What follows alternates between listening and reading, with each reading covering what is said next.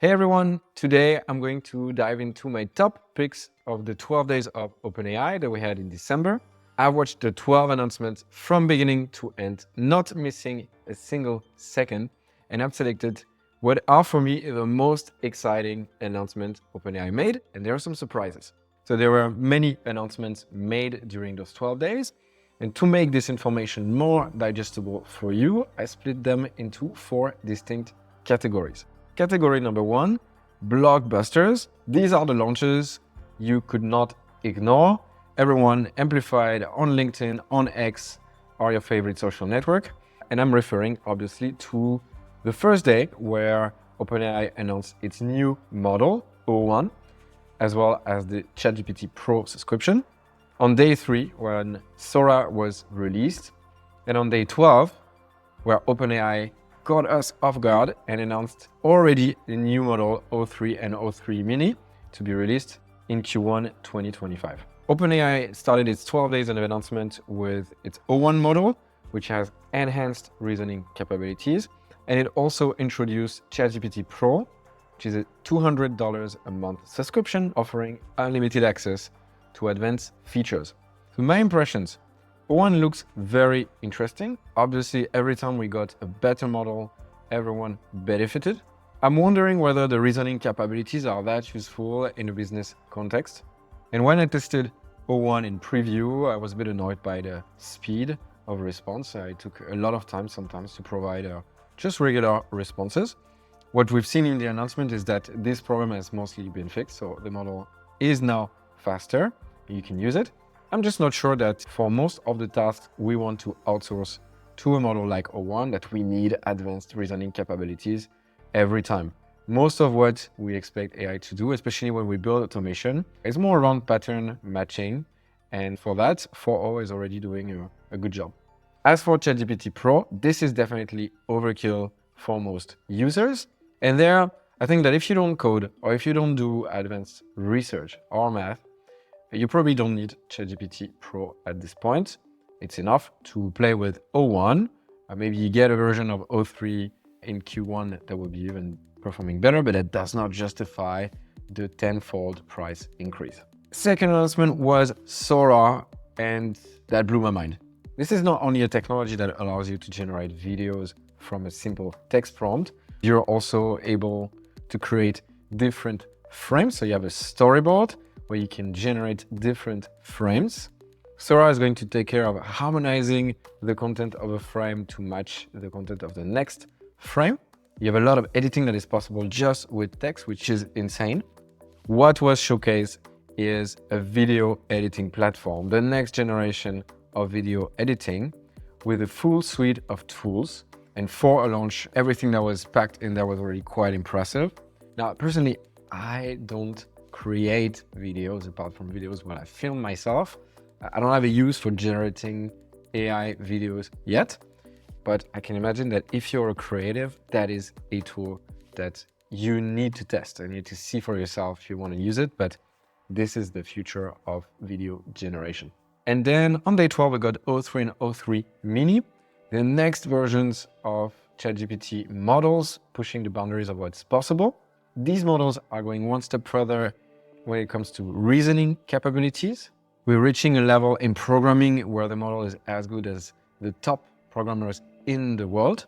And here again, same as O1, my question is, do you always need the top reasoning capabilities? It really depends on the tasks you need to outsource. I think for most cases of automation, once again, you're good with 4.0 or O1 as long as it's fast.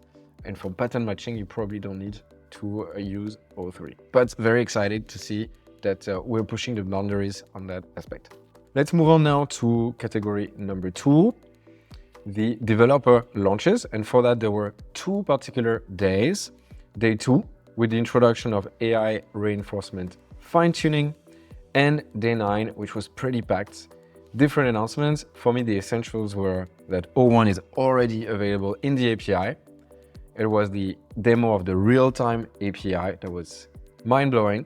And as well, the possibility now to have ChatGPT return structured outputs. There were a couple of other things announced, more on the developer side.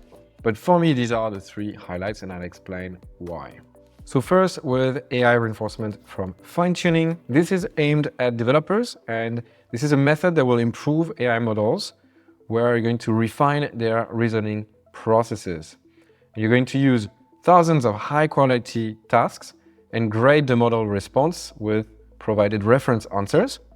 And this is more for teams that are trying to tweak ChatGPT, tweak the model, fine-tune the model in order to get the results they want on a specific field. My impression, so this is very promising and a new way to fine-tune models. It's probably very interesting for developers and researchers, maybe less relevant for business teams. Once again, some of the more business use cases I see where you could get better results with this fine-tuning technique is tweaking a version of ChatGPT to answer your customer support requests, because then you can give it more examples of what's good, more examples of what's not so good, and any task of advanced classification or matching. So an interesting announcement, probably more for the devs. Nevertheless, maybe some business teams are going to use that. On day 9, we had the Dev Day announcements, and there were many different things. There are 3 that I selected.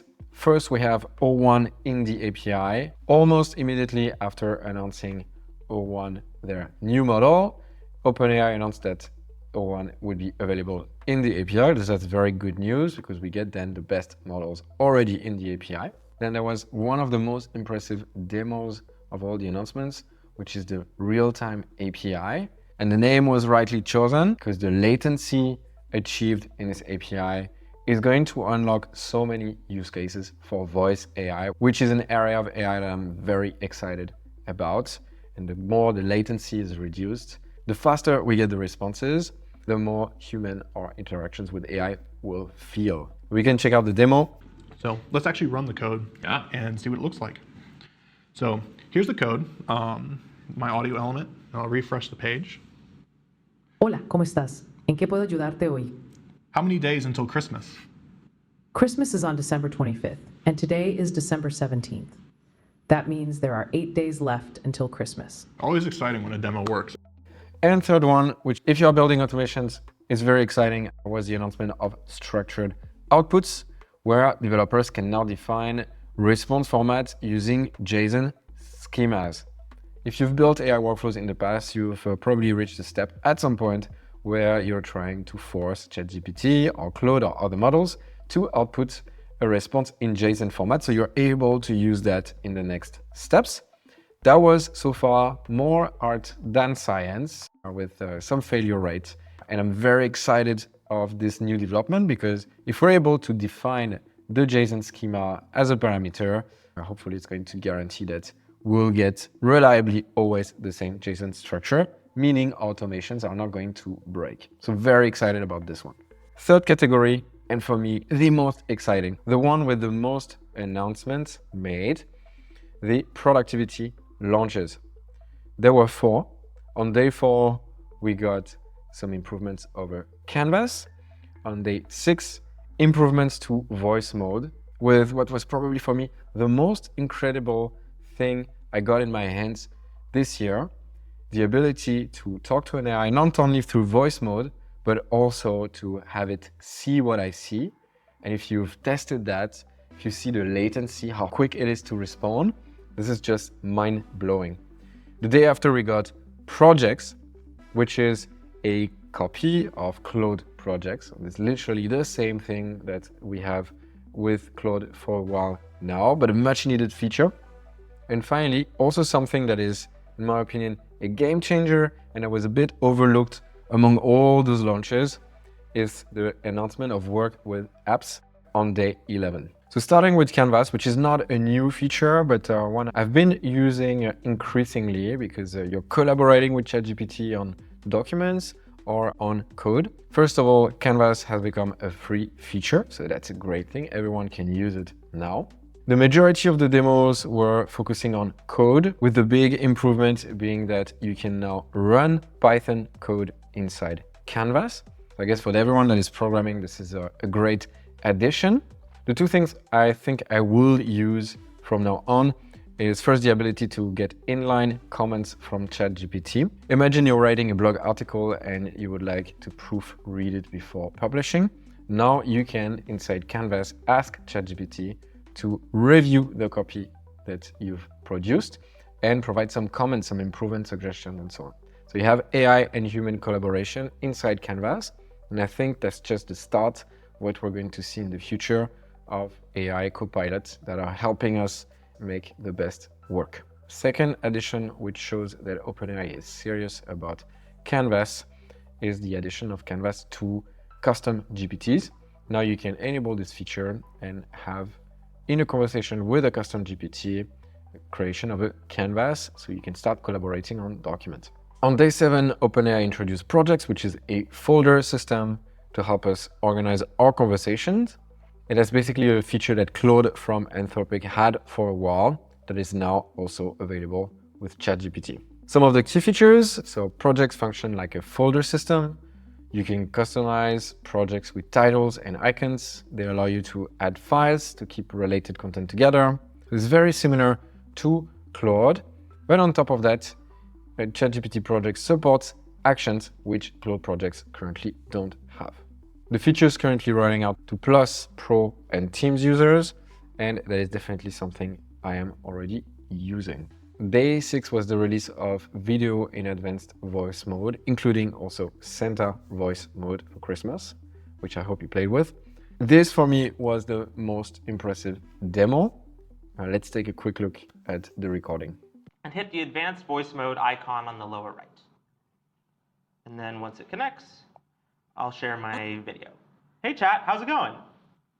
I'm doing great. Thanks for asking. Are you planning to make some coffee? I'd love to. Do you think you could walk me through the steps?